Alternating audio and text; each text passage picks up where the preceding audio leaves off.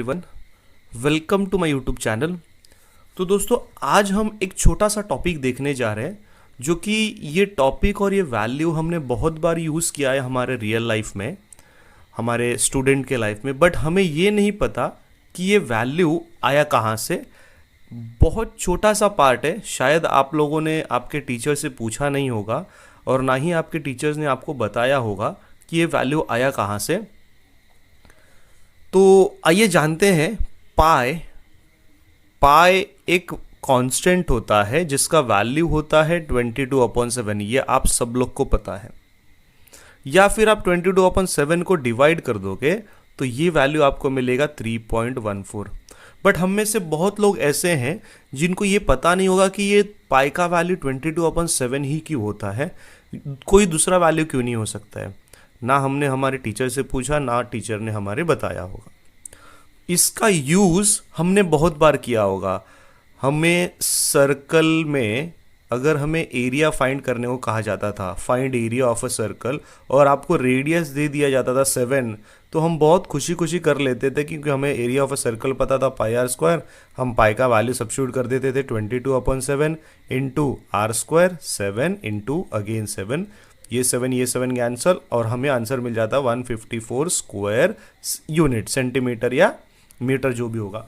तो हमने सॉल्यूशन बहुत निकाला है, बट हमें ये नहीं पता है कि पाई का वैल्यू 22/7 ही क्यों आया। उनके लिए ये वीडियो है। तो चलिए सॉल्यूशन पे जाते हैं। पाई का वैल्यू 22/7 ही क्यों आता है वो हम देखते हैं। हमने एक सर्कल लिया है दोस्तों। सर्कल का सरकमफरेंस जो होता है वो सबको पता होगा, 2πr होता है। सर्कल का सरकमफरेंस 2πr। सरकमफरेंस मतलब होता है length of a circle, length of circle. अगर आपने यहां से सर्कल को कट किया यहां से, तो ये इस साइड मूव होगा और ये वाला पार्ट इस साइड मूव होगा, तो ये जो हो जाएगा वो एक स्ट्रेट लाइन जैसा होगा। वो स्ट्रेट लाइन मैंने नीचे आप लोग के लिए ड्रॉ किया है। तो ये जो होगा, this is nothing but length of a circle. अगर आपने इसको कट करके ओपन कर दिया तो ये सीधा हो जाएगा और सीधा ये इतने लेंथ का हो जाएगा, ऐसा आप कंसिडर करो। तो यहीं पे आपका आंसर है। Circumference is equals to 2πr। Circumference is equals to diameter को हम कैसे लिखते हैं, ट्वाइस ऑफ रेडियस। तो ये 2 और r को हम लिख सकते हैं पाई और d। अब सिर्फ एक सेकेंड, एक स्टेप का फर्क है और आपको आंसर समझ में आ जाएगा। ये c सरकमफरेंस अपॉन, अगर हमें वहां पाई लिखना होगा तो हमें d इस साइड लेना पड़ेगा। तो आप एक चीज एनालाइज कर सकते हो, पाई का वैल्यू क्या आ जाता है, सरकमफरेंस अपॉन डायमीटर। तो this is nothing but the answer for the question कि पाई का वैल्यू 22/7 ही क्यों होता है।